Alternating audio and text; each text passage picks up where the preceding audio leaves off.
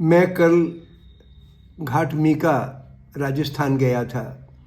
वहाँ पे 15 फरवरी को नासिर और जुनैद दोनों का बहुत बेरहमी से कत्ल किया गया था। गांव में तो नहीं, गांव से 270 किलोमीटर दूर हरियाणा के भिवानी ज़िले में। तो मैं कल जब वहाँ पहुँचा, पहले तो मैं पहुँचा फिरोजपुर झिरका से दो साथी जो मिले तो वो मुझे ले गए घाट मीका। ये हरियाणा बॉर्डर से करीब 4 किलोमीटर अंदर है, राजस्थान में, भरतपुर ज़िले में। तो पहले नासिर के घर गए। नासिर 30 बरस के थे। मैं उनके बच्चों से उनके एक गोदली हुई बेटी है 4-5 साल की, उसको देखा मैंने।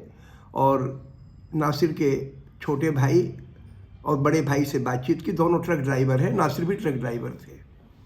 उनकी बड़ी बहन मिल गई। बहुत दुखी थे सारे के सारे।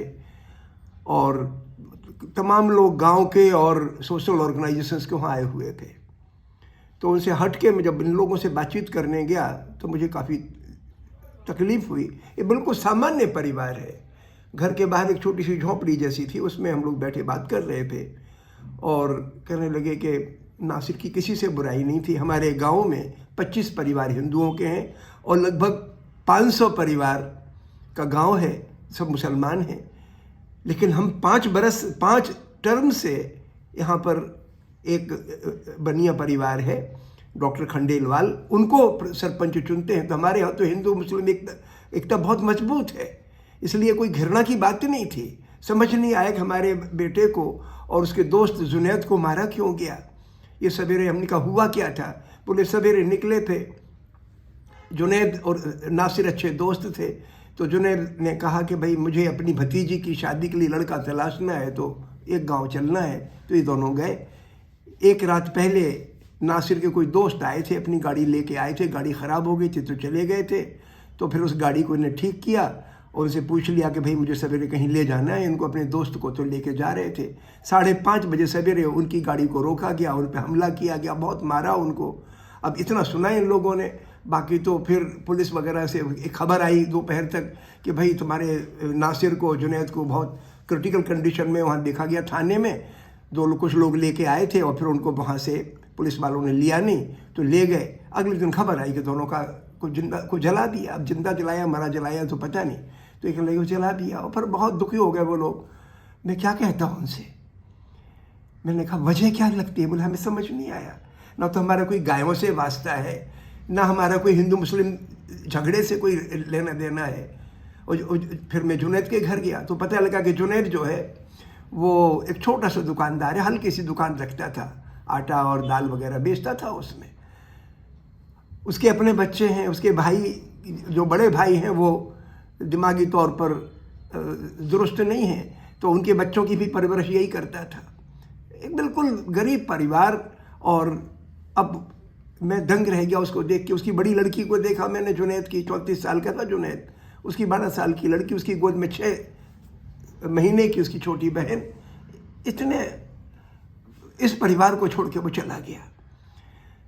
तो मैं बहुत दुखी था कि ये हुआ क्या और इन कातिलों का मकसद क्या रहा होगा। तो पता लगा कई लोगों से बातचीत करने पे कि इस इलाके में गाय लिंचिंग के नाम पर कुछ क्रिमिनल्स के गैंग हैं, वो ऑपरेट करते हैं, जिस चाय को पकड़ लेते हैं। अब लोग गाय भी रखते हैं, भैंस भी रखते हैं, दूध के लिए रखते हैं। बैलों का कोई इस्तेमाल अब ज़्यादा रह नहीं गया खेती वगैरह में, तो गाय अपनी एक अलग मसला है। लेकिन इनका तो कोई गाय से लेना देना भी नहीं था, लेकिन पकड़ लेते हैं जिस चाय को और फिर उसे फरोती मांगते हैं, या जो भी जिस बात को लेकर झगड़ा हो कुछ होकर तो कर लेते हैं। तो इस तरीके से ये घटना घटी। हुआ ये कि ये बात अभी सामने आई कि इनको घर से 12 किलोमीटर दूर पर मारा गया, बच्चों को पीटा गया, बच्चों को बुरी तरह से क्रिटिकल कंडीशन में गाड़ी से खींच के, और एक दूसरी गाड़ी स्कॉर्पियो में बिठाया गया जो अभी 2 दिन पहले बरामद हुई। और फिर इन लोगों को वहाँ ले जाया गया थाने, क्योंकि ये इन लोगों का कहना था, गांव वालों का, कि साहब पुलिस की और इस गैंग्स की तो मिली भगत होती है और गाय बचाने, गाय रक्षक के नाम पर ये ऑपरेट करते हैं, जबकि गाय से कोई लेना देना नहीं है उनका। खैर उनको फिर वहाँ से जब मना कर दिया तो उनको ले गए भिवानी के पास, और वहाँ पर उनको उसी गाड़ी में बिठा के जला दिया जो इनकी गाड़ी थी। तो स्कॉर्पियो गाड़ी से निकाल के इनकी जो बोलेरो गाड़ी थी वो भी गाड़ी किसी ने ड्राइव करके वहाँ तक ले गए, उसमें बिठा के जला दिया। गाड़ी जल गई, लोग जल गए।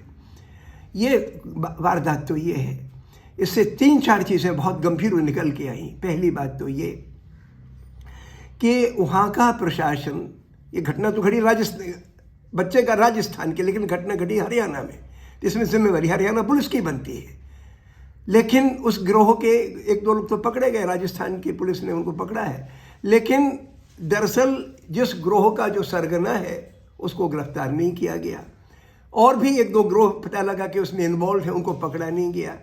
और इनकी समर्थन में मनेसर में और हथीन में बड़ी बड़ी पंचायतें हुई। ये पंचायतें बड़ी खौफनाक हैं, पूरे इलाके में टेरर पैदा कर रखा है कि साहब ये तो मुसलमान, उनकी बुरी इमेज बनाओ, और ये सच्चे देशभक्त हैं जो कि मुसलमानों के टेरर से इनको बचाते हैं, जबकि खुद टेरर पैदा करते हो और उन मजदूरों को, किसानों को, ट्रक ड्राइवरों को आप बदनाम करते हो। ये क्या चीज़ है? तो इसमें एक बात मेरी समझ में तो ये आई कि प्रशासन का और सरकार का इन लोगों को या तो शय है या समर्थन है, और अगर ऐसा है तो ये बहुत ही खौफनाक है। और इसका असर ये पड़ गया कि हमारे हिंदुस्तान में जो राष्ट्रीय स्तर पर बड़े बड़े मुद्दे चल रहे थे, अडानी का मसला चल रहा था, इजराइल के एक आदमी की खुफिया का एजेंट से मसला चल रहा था, बीबीसी का चल रहा था, सोरोस का चल रहा था, इन पर पर्दा पड़ गया। और इस तरीके से मीडिया प्रोजेक्ट कर रहा है जैसे ये कातिल अच्छे देशभक्त हैं। भाई, हमें आंखें खोलने की ज़रूरत है। गाय हमारा या कोई भी जानवर हमारे लिए, जिनके लिए पूज्य है, वो ज़रूर पूजा करें उसकी, इस पूरा हक है उनको। लेकिन गाय का बहाना बना के लोगों का कत्ल करना, जिनका गाय से दूर दूर तक लेना देना नहीं, और फिर भी गाय का बहाना बना के आंखों पे पर्दा डाल लेना ठीक नहीं है। गाय के मामले में मुझे 2-3 बातें आप लोगों से कहनी है, इन लोगों के बारे में जो गाय का मुद्दा उठाते हैं। पहली बात तो ये कि अमेरिका एक बड़ा मुल्क है, सबसे ताकतवर मुल्क है धरती पे, वहाँ गाय काटी जाती हैं, गाय खाई जाती हैं। और हिंदुस्तान के 40 लाख लोग अमेरिका में रहते हैं और बड़ी तादाद में हिंदू गाय का गोश्त खाते हैं।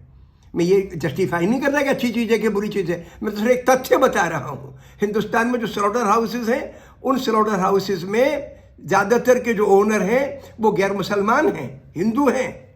लिहाजा हम इसको हिंदू वर्सेस मुस्लिम सवाल ना खड़ा करें। गाय का जो मसला खड़ा हुआ है वो ट्रैक्टर की वजह से खड़ा हुआ है, ट्रैक्टर और ट्रक की वजह से, कि खेती में और माल ढोने में बैलों का इस्तेमाल रह नहीं गया। लिहाजा उनको बचाएगा कौन, पालेगा कौन? किसान में इतनी कुव्वत नहीं है, जिसकी औसत आमदनी राष्ट्रीय आमदनी का 1/8 है, वो नहीं पाल सकता उनको।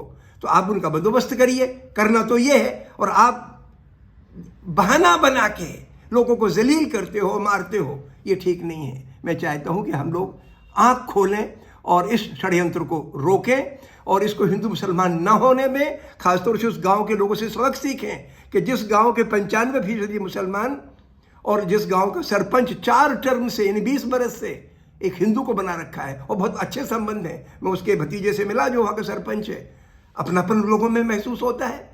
तो हिंदुस्तान मिली जुली संस्कृति और मिले जुले लोगों का मुल्क है, इसको बना के रखने की ज़रूरत है। शुक्रिया।